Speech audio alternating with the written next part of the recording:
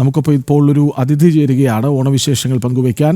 പ്രഥമ കലാഭവൻ മണി പുരസ്കാര ജേതാവ്, പ്രശസ്ത മിനി സ്ക്രീൻ താരം, നാടൻ പാട്ടു കലാകാരൻ. അതെടുത്തു പറയണം, കാരണം നാടൻ പാട്ടുവേദികളിലെ സജീവ സാന്നിധ്യമാണ് സന്തോഷ് ബാബു വെഞ്ഞാറമൂട്. സന്തോഷ്, സ്വാഗതം. ഓണാശംസകൾ ഒരിക്കൽ കൂടി നേരുന്നു. Thank you. അപ്പോൾ നമുക്ക് ഓണവിശേഷങ്ങൾ പറഞ്ഞു തുടങ്ങാം. ഈ ഓണത്തിൽ സന്തോഷ് ബാബു എങ്ങനെ അത് ആഘോഷിച്ചു? ഇനിയും ആഘോഷം തുടരുന്നുണ്ടോ? ഓണവിശേഷങ്ങൾ. ഓണവിശേഷം എല്ലാ ദിവസവും പ്രോഗ്രാമുണ്ട്. 2-3 പ്രോഗ്രാമൊക്കെയാണ്. ഇന്നും പ്രോഗ്രാമുണ്ട്. 31-ാം തീയതി മുതൽ എൻ്റെ പ്രോഗ്രാം സ്റ്റാർട്ട് ചെയ്തു. ഇനി 12-ാം തീയതി വരെ കണ്ടിന്യൂ പ്രോഗ്രാമാണ്. എനിക്ക് തിരുവനന്തപുരം സാരഥി ഫോക്ക് ബാൻഡ് എന്ന് പറയുന്ന ഒരു നാടൻ പാട്ട് സംഘമുണ്ട്. മണിക്കിലുക്കം എന്നാണ് പ്രോഗ്രാമിൻ്റെ പേര്. പ്രോഗ്രാമൊക്കെ ആയിട്ട് അടിച്ചു പൊളിച്ച് നിറയെ പ്രോഗ്രാമായിട്ട് വളരെ സന്തോഷമായിട്ട് ഈ ഓണനാളുകളിൽ മുന്നോട്ട് പോകുന്നു. സന്തോഷ് ബാബു, അപ്പോൾ നമുക്കൊരു ഓണപ്പാട്ടിൽ തുടങ്ങിയാലോ? ഓ, തീർച്ചയായിട്ടും.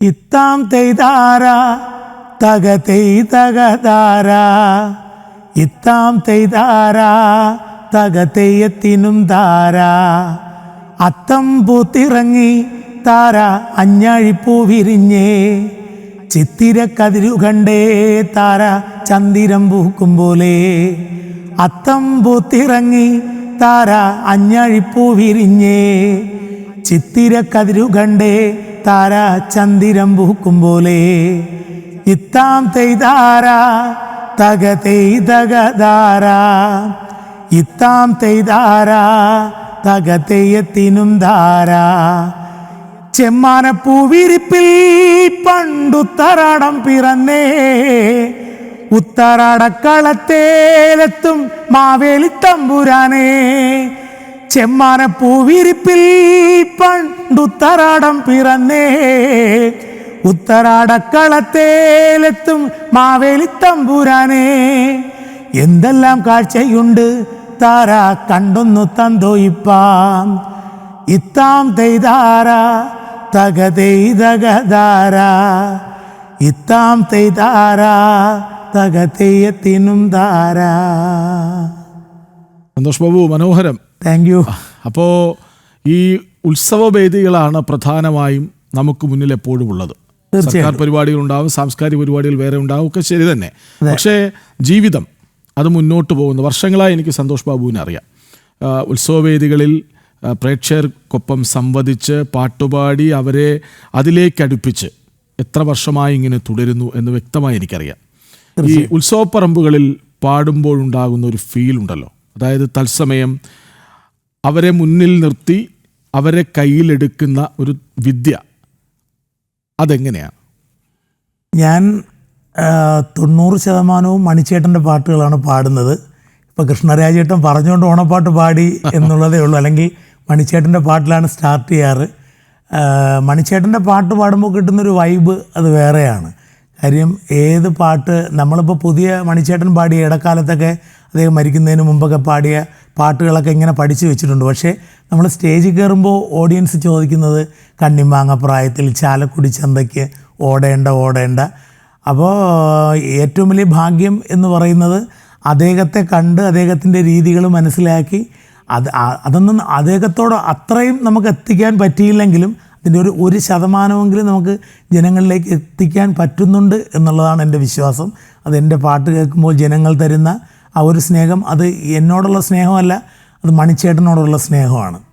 ശരി, കലാഭവൻ മണി എന്ന് പറയുന്നത് ശരിക്കും ഒരു ഇതിഹാസമാണ്. തീർച്ചയായിട്ടും. ഒരു ചുരുങ്ങിയ കാലം കൊണ്ട്, അങ്ങനെ തന്നെ പറയേണ്ടി വരും, കാരണം അകാല മരണമായിരുന്നല്ലോ. അതെ, ചുരുങ്ങിയ കാലം കൊണ്ട് മലയാളി പ്രേക്ഷകരെ ആകെ എതിർപ്പില്ല, ഒരാൾക്കും കലാഭവൻ മണിയോട് എതിരഭിപ്രായമില്ല. എല്ലാവരും ഇഷ്ടപ്പെടുന്ന ഒരു നടനായി, ഒരു കലാകാരനായി സ്റ്റേജുകളിലൊക്കെ നിറഞ്ഞാടി, അതായത് അഭിനയത്തിൻ്റെ ഉത്തുംഗ ശൃംഗങ്ങളിൽ നിൽക്കുമ്പോഴും വേദികളെ മറക്കാത്ത, വന്ന വഴി മറക്കാത്ത ഒരാളെന്ന നിലയിൽ കൂടിയാണ് അദ്ദേഹം ഏറെ പരിഗണിക്കപ്പെട്ട കാര്യത്തിലൊരു സംശയമില്ല. ഈ കലാഭവൻ മണിയുടെ പാട്ടുകൾ ആവർത്തിച്ച് പാടുമ്പോൾ ഉള്ളു നിറയെ ആ കലാകാരൻ തന്നെയാണോ? തീർച്ചയായിട്ടും. അതെന്തുകൊണ്ടാണ് കലാഭവൻ മണിയെ പിന്തുടരണം എന്ന് തോന്നിയത്? അതായത് ഞാൻ ഒരു മിമിക്രി കലാകാരനാണ്. ഞാൻ മിമിക്രിയിലൊക്കെ നിൽക്കുന്ന സമയത്താണ് മണിച്ചേട്ടൻ മലയാള സിനിമയിലേക്ക് ഇങ്ങനെ നാടൻ പാട്ടൊക്കെ പാടി ഹൈപ്പായിട്ട് വരുന്നതും അങ്ങനെ അദ്ദേഹത്തിൻ്റെ പാട്ട് കേട്ടപ്പോൾ ഒരുപാട് ഇഷ്ടം തോന്നി, അദ്ദേഹത്തെ അനുകരിക്കണമെന്ന് തോന്നി. അങ്ങനെ ചെറുതായി അനുകരിച്ച് വന്നു. ഇപ്പോൾ യഥാർത്ഥത്തിൽ ഞാനൊരു മിമിക്രി കലാകാരനാണെങ്കിലും നാടൻ പാട്ട് കലാകാരൻ എന്നാണ് അറിയപ്പെടുന്നത്. അദ്ദേഹത്തിൻ്റെ പാട്ട് പാടാനാണ് ഇപ്പോൾ എല്ലാവരും വിളിക്കുന്നത്. അതുകൊണ്ട് തന്നെയാണ് ഇപ്പോൾ എൻ്റെ കുടുംബം ജീവിച്ചു പോകുന്നത്. ശരി, അപ്പോൾ ഇപ്പോഴും അനുകരണമുണ്ട്? തീർച്ചയായിട്ടും. ആരെയൊക്കെ? ഇപ്പോൾ മിമിക്രിയിൽ കുറേ ഐറ്റങ്ങളൊക്കെ ചെയ്യും, പക്ഷേ കൂടുതൽ അങ്ങോട്ട് ഈ ഇമിറ്റേഷനിലേക്ക് പോകാറില്ല. മണിച്ചേട്ടൻ്റെ പാട്ട് പാടുന്നതാണ് ഏറ്റവും വലിയ സന്തോഷം. പിന്നെ നമുക്ക് മണിച്ചേട്ടൻ്റെ ഒരു പാട്ട് കേൾക്കാം. തീർച്ചയായിട്ടും. ചാലക്കുടി ചന്തയ്ക്ക് പോകുമ്പോ ചന്ദന ചുവപ്പുള്ള മീൻകാരി പെണ്ണിനെ കണ്ടേ ഞാൻ, ചെമ്പല്ലി കരിമീൻ ചെമ്മീനേ, പെണ്ണിൻ്റെ കൊട്ടയിൽ നെയ്യുള്ള പിടയ്ക്കണ മീനാണ്,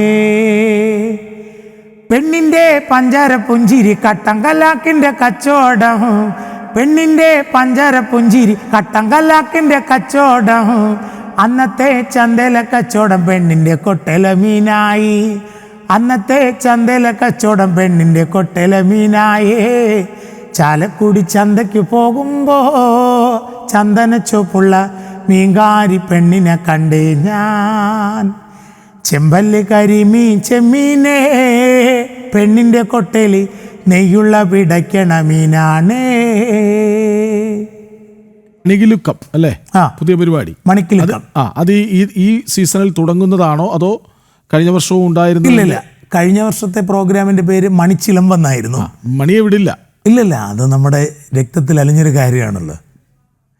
ഇപ്രാവശ്യത്തെ പ്രോഗ്രാമിന്റെ പേരാണ് മണിക്കിലുക്കം. നിങ്ങളുടെ സമിതിയിൽ എത്ര പേരാണുള്ളത്? ഞങ്ങൾ ആർട്ടിസ്റ്റുകൾ ഏകദേശം 17 പേരോളം ഉണ്ട്. പിന്നെ മൊത്തം ക്രൂ 29 പേരാണ്. ശരി, അപ്പോൾ ഈ വെഞ്ഞാറമൂട് എന്നൊരു സ്ഥലപ്പേര് കൂടി സന്തോഷ് ബാബുവിൻ്റെ പേരിനൊപ്പമുണ്ട്. വെഞ്ഞാറമൂട് അതുല്യ കലാകാരന്മാരുടെ കേന്ദ്രമായി മാറുകയാണ്. വെഞ്ഞാറമൂട് സുരാജുണ്ട്, അതിനുശേഷം എനിക്ക് തോന്നുന്നു നോബിയും വെഞ്ഞാറമൂടുകാരനാണെന്ന് തോന്നുന്നു. അപ്പോൾ അതിനുശേഷം സന്തോഷ് ബാബു ഉണ്ട്. വേറെ ഒത്തിരി കലാകാരന്മാരുടെ ഒരു കേന്ദ്രമാണ്. അല്ലെങ്കിൽ തന്നെ വർഷങ്ങളായി ഈ ഒരു സാംസ്കാരിക കേന്ദ്രമാണ്, ഗ്രാമമാണ് വെഞ്ഞാറമൂട് എന്നത്. അപ്പോൾ ഈ വെഞ്ഞാറമൂട് പേരിനൊപ്പം വരുമ്പോൾ ഉണ്ടാകുന്നൊരു അഭിമാനം ഉണ്ടല്ലോ. തീർച്ചയായിട്ടും. അത് നമ്മൾ എവിടെ ചെന്നാലും, ഞാനൊക്കെ നേരത്തെ ഏതെങ്കിലുമൊക്കെ സ്ഥലത്ത് പ്രോഗ്രാമിന് നിന്നിട്ട് കുറച്ച് പേരൊക്കെ വന്ന് പരിചയപ്പെടുമ്പോൾ എവിടെ ആ സ്ഥലമെന്ന് ചോദിക്കുമ്പോൾ ഞാൻ വെഞ്ഞാറമൂടാണെന്ന് പറയാം. അപ്പോൾ അടുത്ത ചോദ്യം സുരാജിൻ്റെ വീടിനടുത്താണോ എന്നാണ് അവർ ചോദിക്കുന്നത്. വെഞ്ഞാറമൂടിനെ ഇത്രയും ഹൈപ്പാക്കിയത് സുരാജണ്ണൻ തന്നെയാണ്, അതിൽ യാതൊരു തർക്കവും ഇല്ല. ഈ കലാഭവൻ മണിയുടെ പാട്ടുകൾ ഇങ്ങനെ തുടരെ പാടുമ്പോൾ അതിലേറ്റവും ഇഷ്ടപ്പെട്ടത് ഒരു വേദിയിൽ പാടിയേ തീരൂ എന്ന് സ്വയം തീരുമാനിക്കുന്ന പാട്ട് ഏതാണ്? ഇപ്പോൾ എവിടെ ചെന്നാലും എല്ലാവരും ആവശ്യപ്പെടുന്ന പാട്ട് മിന്നാമിനിങ്ങാണ്. എന്നാലും ഞാൻ സ്റ്റാർട്ടിങ്ങിൽ പാടുന്ന പാട്ട് എനിക്കുമുണ്ടേ അങ്ങേ വീട്ടിൽ ഇഷ്ടത്തിലുള്ളൊരു പെണ്ണൊരുത്തി എന്ന് തുടങ്ങുന്ന പാട്ട്. പാടൂ.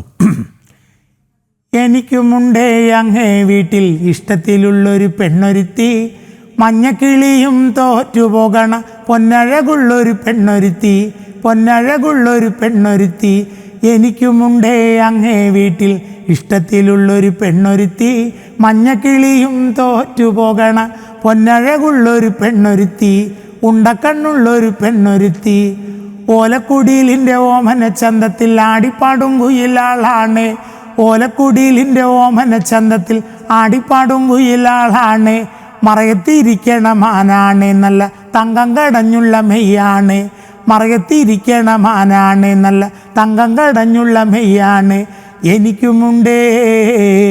എനിക്കുമുണ്ടേ അങ്ങേ വീട്ടിൽ ഇഷ്ടത്തിലുള്ളൊരു പെണ്ണൊരുത്തി, മഞ്ഞക്കിളിയും തോറ്റുപോകണ പൊന്നഴകുള്ളൊരു പെണ്ണൊരുത്തി, ഉണ്ടക്കണ്ണുള്ളൊരു പെണ്ണൊരുത്തി. സന്തോഷ്, ഈ കലാഭവൻ മണി പ്രഥമ കലാഭവൻ മണി പുരസ്കാരം കിട്ടിയത് സന്തോഷ് ബാബുവിനാണ്. അതെ. ഈ കലാഭവൻ മണിയുടെ ജീവിതത്തെ പിന്തുടരുന്ന സസൂക്ഷ്മം നിരീക്ഷിച്ചാലേ ഇങ്ങനെയൊക്കെ കലാഭവൻ മണിയെ പോലെ പാടാൻ പറ്റും. ആ തൊണ്ടയുടെ ഒരു ഇടർച്ച പോലും അതേപടി വരുത്താൻ ശ്രമിക്കുന്നുണ്ട് സന്തോഷ് ബാബു. അപ്പോൾ എങ്ങനെയായിരുന്നു ഈ കലാഭവൻ മണി എന്ന കലാകാരനിലേക്ക് എത്തിപ്പെട്ടത്? അതായത് അദ്ദേഹത്തെ പിന്തുടരാൻ അല്ലെങ്കിൽ അദ്ദേഹത്തിൻ്റെ പാട്ടുകൾ അതേപടി പാടാൻ ഒക്കെ കാരണമായത് എന്താണ്? ഞാൻ അദ്ദേഹത്തെ എൻ്റെ ഏറ്റവും വലിയ ആഗ്രഹം അദ്ദേഹത്തെ നേരിട്ട് കാണുക എന്നുള്ളതായിരുന്നു. അങ്ങനെ എനിക്കൊരു അദ്ദേഹത്തെ നേരിട്ട് കാണാനും, പക്ഷേ ഞാൻ പ്രതീക്ഷിച്ചതിനപ്പുറത്തേക്ക് എന്നെ കൊണ്ട് നിർത്തിയത് എൻ്റെ ഞാൻ ഗുരുതുല്യനായി കാണുന്ന സുരാജ് വെഞ്ഞാറമൂടാണ്, സുരാജണ്ണനാണ്. നമ്മുടെ വെഞ്ഞാറമൂട്ടിലൊരു അഡ്വക്കേറ്റ് വെഞ്ഞാറമൂട് രാമചന്ദ്രൻ നാടകോത്സവം നടക്കുന്ന വേദിയിൽ ഒരു ഇയർ മണിച്ചേട്ടൻ വരികയും അന്ന് മണിച്ചേട്ടനോടൊപ്പം നിന്ന് ഫോട്ടോ എടുക്കണമെന്ന് ഞാനൊരു ആഗ്രഹം പറഞ്ഞപ്പോൾ നേരെ വിളിച്ച് എന്നെ സ്റ്റേജിൽ കയറ്റി മണിച്ചേട്ടൻ്റെ കൂടെ നിന്ന് ഫോട്ടോ എടുക്കാനാണ് എന്നെ വിളിച്ച് കയറ്റിയത്. പക്ഷേ ഞാൻ മൈക്ക് ഇങ്ങനെ പിടിച്ച് വാങ്ങിക്കും പോലെ വാങ്ങിച്ച് ഞാൻ 2 വരി പാടി. പിന്നെ മണിച്ചേട്ടൻ എൻ്റെ കയ്യിൽ നിന്ന് മൈക്ക് ചേട്ടൻ വാങ്ങിച്ചിട്ട് ചേട്ടൻ ഞാൻ പാടി അതേ പാട്ട് ചേട്ടൻ പാടി. എന്നിട്ട് ചേട്ടൻ തന്നെ മൈക്ക് എൻ്റെ ഇങ്ങനെ ചേർത്ത് വച്ചിട്ട് എൻ്റെ കൂടെ പാടാൻ പറഞ്ഞു. അങ്ങനെ ഞാൻ പാടി. എന്നിട്ട് ചേട്ടൻ ഓഡിയൻസിനോട് ചോദിച്ചൊരു ചോദ്യമുണ്ട്, കറക്റ്റല്ലേ സൗണ്ട് എന്ന് ചോദിച്ചു. അപ്പോൾ അതെനിക്ക് കിട്ടിയ ജീവിതത്തിൽ കിട്ടിയ ഏറ്റവും വലിയൊരു ഭാഗ്യമായി ഞാൻ കാണുന്നു.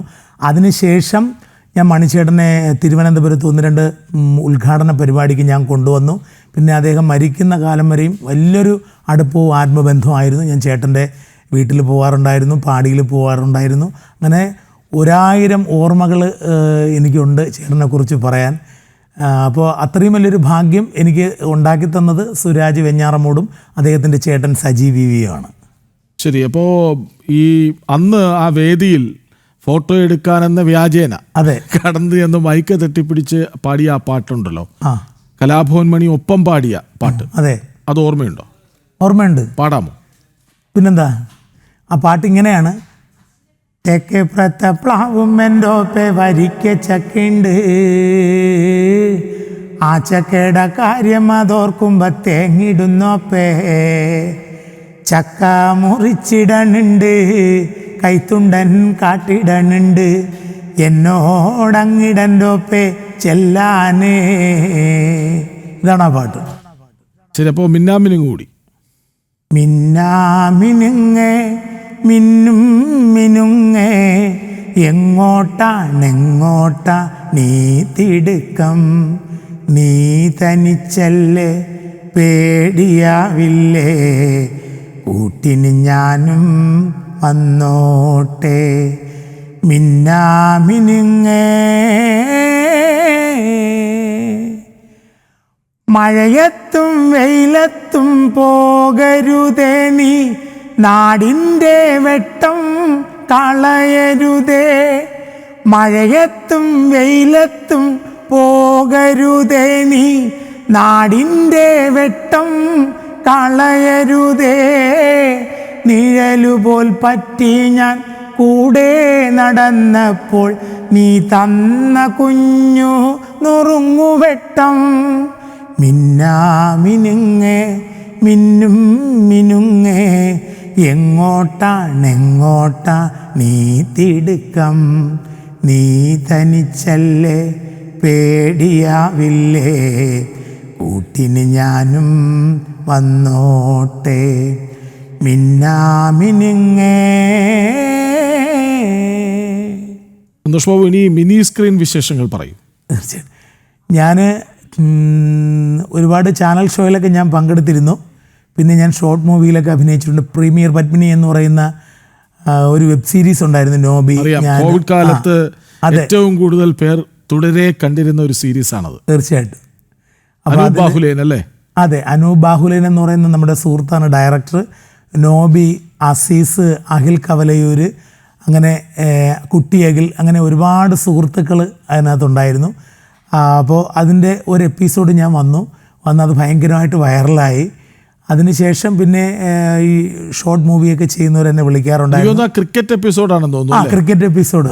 ഞാനിതുപോലെ ഒരു മഞ്ഞ ടീഷർട്ടൊക്കെ ഇട്ട് പെട്ടെന്ന് നമ്മൾ, അതായത് വെഞ്ഞാറമൂട്ടിൽ പിരപ്പംകൂട് എന്ന് പറയുന്നൊരു ക്ഷേത്രം, മത്തനാട്, അവിടെ വെച്ച് ഷൂട്ട് ചെയ്യണം. ഞങ്ങൾ ചെന്നപ്പോൾ തന്നെ 4:30 മണിയായി. 5:30 മണിക്ക് അമ്പലത്തിൽ റെക്കോർഡിടും. അപ്പോൾ അതിന് മുമ്പ് ഷൂട്ട് ചെയ്ത് തീർക്കണം. അങ്ങനെ പെട്ടെന്ന് വെപ്രാളപ്പെട്ട് ചെയ്തൊരു എപ്പിസോഡാണ്. പക്ഷേ അത് ഭയങ്കരമായി ഹൈപ്പായി. അതെനിക്ക് ഒരുപാട് ബ്രേക്ക് തന്നു. അതിനുശേഷം കുറച്ച് വെബ് സീരീസിൽ ഞാൻ അഭിനയിച്ചു. അതിലിപ്പോൾ അടുത്തിടയ്ക്ക് ഞാൻ അഭിനയിച്ച വെഞ്ഞാറമൂട് ടാക്കീസിൻ്റെ തൂക്കുകയർ എന്ന ഷോർട്ട് മൂവിയിലൊരു നെഗറ്റീവ് ക്യാരക്ടർ ഞാൻ ചെയ്തു. അതിനെനിക്ക് തിലകൻ പുരസ്കാരം കിട്ടി. അത് മലയാളത്തിൻ്റെ പുണ്യമായ ഡയറക്ടർ അടൂർ ഗോപാലകൃഷ്ണൻ സാറിൻ്റെ കയ്യിൽ നിന്നാണ് ഞാൻ ആ അവാർഡ് ഏറ്റുവാങ്ങിയത്. ആ സന്തോഷവും കൂടി ഈ നിമിഷത്തിൽ ഞാൻ പങ്കുവയ്ക്കുന്നു. ശരി സന്തോഷ് ബാബു, ഇനി കലാഭവൻ മണിച്ചേട്ടൻ്റെ ഏറ്റവും ഇഷ്ടപ്പെട്ട 3-4 പാട്ടുകൾ തുടരെ പാടിക്കോളൂ. തീർച്ചയായിട്ടും.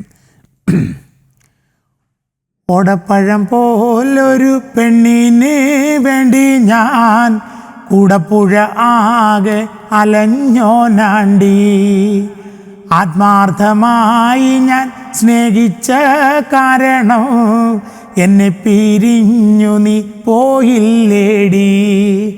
ഇന്നു നിന്റെ വീട്ടിൽ കല്യാണാലങ്കാരം, ഇന്നെൻ്റെ വീട്ടിൽ കണ്ണീരാണ്ടി. ഓടപ്പഴം പോലൊരു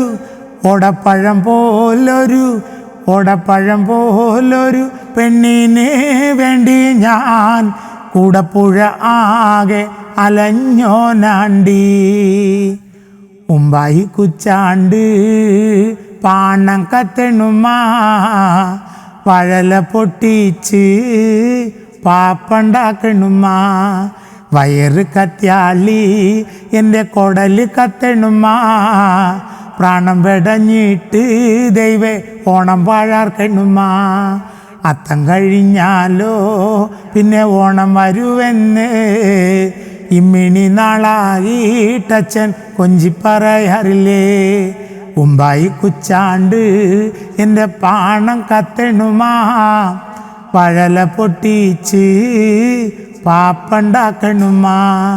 കുഞ്ഞിനാളിലച്ഛൻ പാടിയ നാടൻ പാട്ടുകൾ പാടുമ്പോൾ ഓർമ്മയിൽ ഞാൻ എൻ്റെ അച്ഛനെ കണ്ടിടും.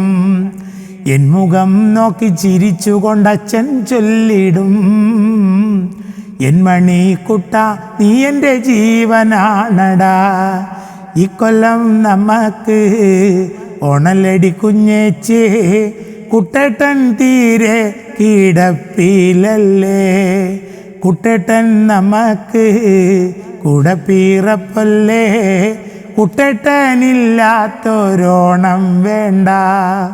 തണ്ടും തടിയും പോയി ആളുമേലിഞ്ഞില്ലേ, തണ്ടലോടിഞ്ഞ് മുതുകും പോയി, മേപ്പുര നോക്കി ഡപ്പല്ലേ കുട്ടേട്ടൻ, കുഞ്ഞത്തൂനാശിച്ചിട്ടെന്താ കാര്യം. നേരെ പടിഞ്ഞാറ് സൂര്യൻ, താനെ മറയുന്ന സൂര്യൻ, ഇന്നലെ ഈ തറവാട്ടിൽ തത്തിക്കളിച്ചൊരു പൊൻസൂര്യൻ, തെല്ലു തെക്കേ പുറത്തെ മുറ്റത്ത് 6 അടി മണ്ണിലുറങ്ങയല്ലോ, തെല്ലു തെക്കേ പുറത്തെ മുറ്റത്ത് 6 അടി മണ്ണിലുറങ്ങയല്ലോ. ഏതോ ഒരു കർക്കിടരാവ്, ഉണ്ണാതുറങ്ങുന്ന രാവ്, അന്നല്ലേ പെണ്ണു ചിരുത വേദനയോടെ പെറ്റവനെ, തെല്ലു തെക്കേ പുറത്തെ മുറ്റത്ത് 6 അടി മണ്ണിലുറങ്ങയല്ലോ, തെല്ലു തെക്കേ പുറത്തെ മുറ്റത്ത് 6 അടി മണ്ണിലുറങ്ങയല്ലോ.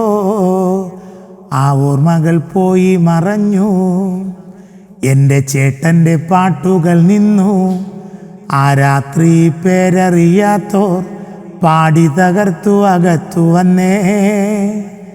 കണ്ണടച്ചുറങ്ങുമെൻ ചേട്ടനെ കൊന്നു കൊല വിളിച്ചെൻ്റെ ദൈവേ, കണ്ണടച്ചുറങ്ങുമെൻ ചേട്ടനെ കൊന്നു കൊല വിളിച്ചെൻ്റെ ദൈവേ. ശരിയാണ്, 6 അടി മണ്ണിൽ ഉറങ്ങുകയാണ് അകാലത്തിൽ പൊലിഞ്ഞുപോയ ആ നക്ഷത്രം. ഒരുപക്ഷെ ഇന്ന് ടെലിവിഷൻ ഓൺ ചെയ്ത് വെച്ച് മറ്റ് ജോലികളിൽ സദ്യ ഒരുക്കൽ ഒക്കെയാണ് നടക്കുന്നതെങ്കിൽ അവരൊക്കെ ടെലിവിഷൻ സ്ക്രീനിലേക്ക് നോക്കുന്നില്ലെങ്കിൽ കലാഭവൻ മണി വന്നിരുന്ന് പാടുന്നു എന്ന് തോന്നുന്നുണ്ടാകും, ഉറപ്പാണ്.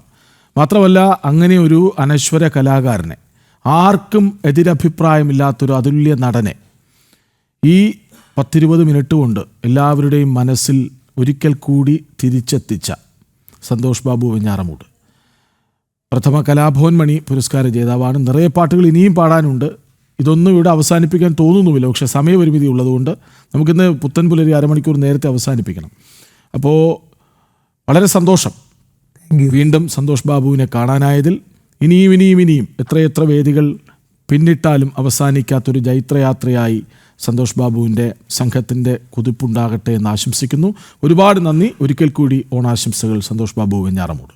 അതോടൊപ്പം ജനം ടി വിക്കും പ്രിയപ്പെട്ട പ്രേക്ഷകർക്കും എൻ്റെ 1000 ഓണാശംസകൾ നേരുന്നു. Thank you so much. Love you.